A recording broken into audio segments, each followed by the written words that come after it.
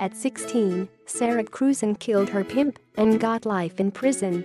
Now, a new bill would help children like her get a second chance.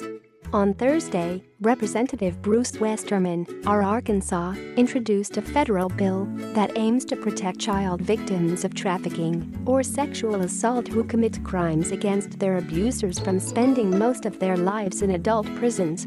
The legislation is part of a package of 3 juvenile justice bills that would also ban courts from sentencing any child to life without parole and would reduce the number of juveniles who receive mandatory minimum sentences in adult court. If passed, it would be the first federal legislation to recognize that children who are sex trafficked and abused are victims themselves and that no juvenile deserves to die behind bars. Westerman says the fact that trafficked children have been victimized in some of the worst ways you can imagine before they harm their abusers is often overlooked in the court. It's almost like they are being abused twice, the congressman said.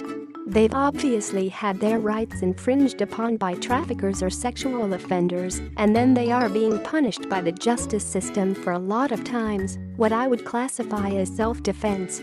The issue of how sex trafficking victims are unfairly punished by the criminal justice system garnered national attention in January when Cyntoia Brown was granted clemency after receiving a lifelong prison sentence for killing a man who had hired her for sex.